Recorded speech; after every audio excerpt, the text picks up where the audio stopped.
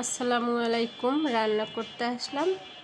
তো আজকে রান্না করব মুরগির মাংস, সাথে একটু আলুও দিব, দেশি আলু কেটে নিয়েছি।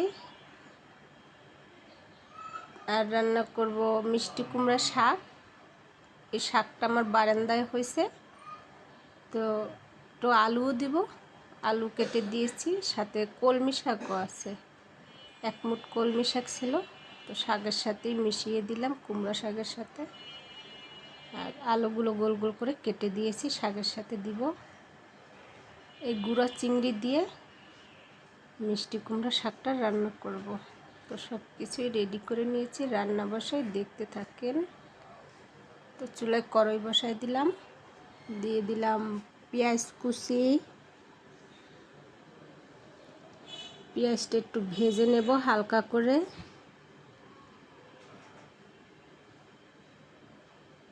তো হালকা করে এই যে ভেজে নিয়েছি। এখন একটু পানি দিয়ে দিব মশলা কষাবার জন্য। দিয়ে দিলাম বাটা আদা,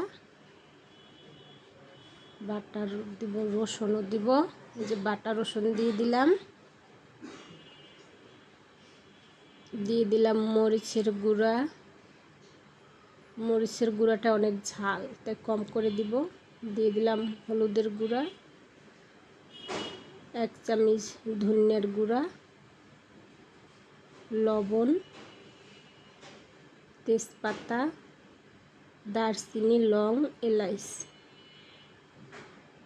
তো এখন মশলাটা কষাই নেব। তো মশলাটা কষানো হয়েছে, মুরগির মাংসটা দিয়ে দিলাম। মুরগির মাংসটাও কষাই নিব।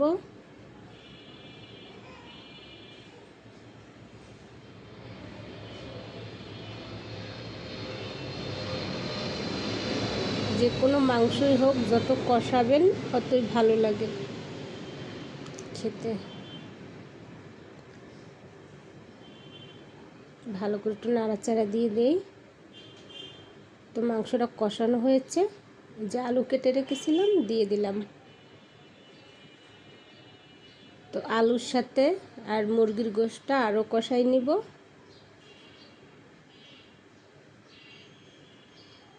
ঢাকনা দিয়ে ঢেকে রাখলাম। যে ঢাকনাটা তুলে নিলাম, নাড়াচাড়া দিয়ে দিব।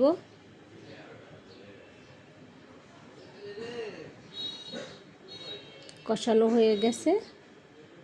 কষানোর সাথে আলু মাংস প্রায় সিদ্ধ হয়ে এসেছে। তো অল্প পরিমাণে পানি দিব। পানি দিয়ে একটু নাড়াচাড়া দিয়ে দিলাম।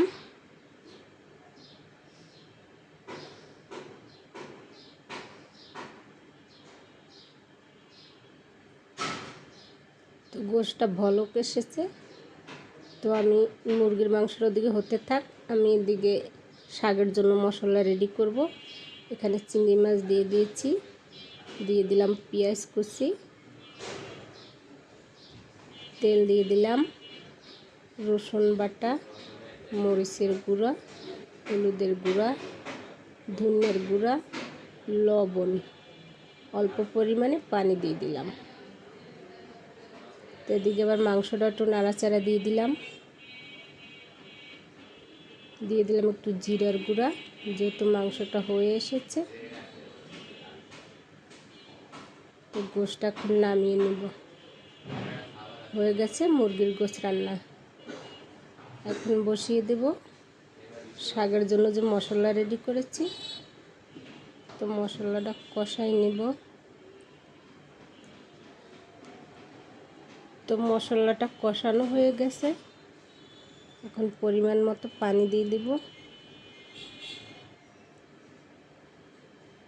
আলু আর কুমড়া শাক দিয়ে দিলাম।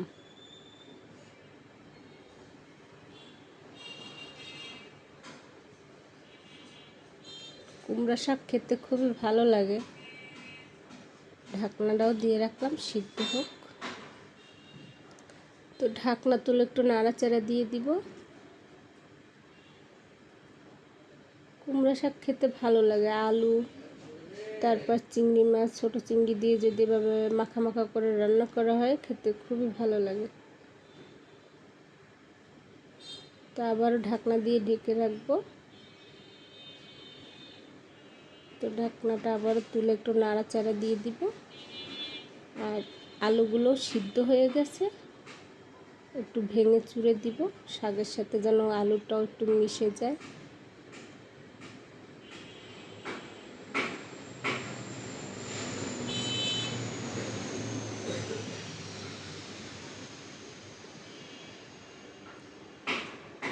যে একদম আলু ভেঙে দিয়েছি, এই যে একদম শাকের সাথে মিশে গেছে। এভাবে কুমড়া শাক রান্না করলে খুবই ভালো লাগে খেতে। তো শাক রান্নাটা হয়ে গেছে। তো আজকে কী রান্না করলাম, মুরগির মাংস আলু দিয়ে ভুনা করলাম। তো আজকে এই